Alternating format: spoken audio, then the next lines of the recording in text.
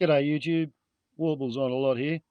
Those of you familiar with Oz will realise that this is Australia's 50-cent piece, and if I bring a couple of my fingers in there, the camera will suddenly change the colour balance to something approximating what you actually see.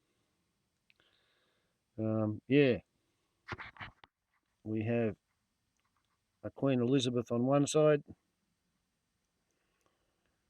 we have the national coat of arms with kangaroo and emu,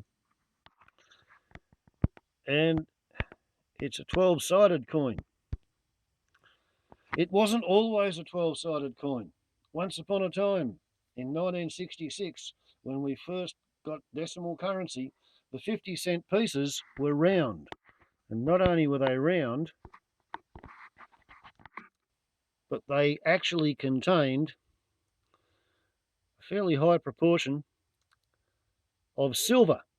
That's why you can see this one's a little bit discoloured on a couple of places on the Queen's shoulder and face. And it turned out that with the mining boom of the 1960s, try and keep the colour balance there, by about 1969, there was something like 76 cents worth of silver in a 50-cent coin. It was enough that people were buying bags of them and taking them home and melting them, saving the slag because the slag was nickel and tin. You could get money for that as well. But yeah, you could make about 25 cents profit by melting down a 50-cent coin. So they were withdrawn from circulation and they were replaced.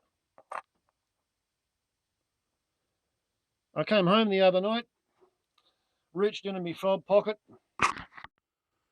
before downloading into the money cubes, in which my 5-cent pieces, 10-cent pieces, 20-cent pieces, 50-cent pieces, dollars and $2, and dollars and $2 with special commemorative features are all stored until the money cubes are full, and I take a trip to the bank and I offload them and I get a note. And then they fill up again. And in my handful of change, I found that I had a round 50-cent piece. They haven't been in circulation for 50 years. I think it might have been one of the Indians at the United Service Station who gave it to me in change. But yeah, I wonder who it was who found that in a grandparent's bedside drawer and decided to spend it, because it said it was an Australian 50-cent piece, and then somebody else has accepted it as an Australian 50-cent piece and it's gone through the cash register. And finally,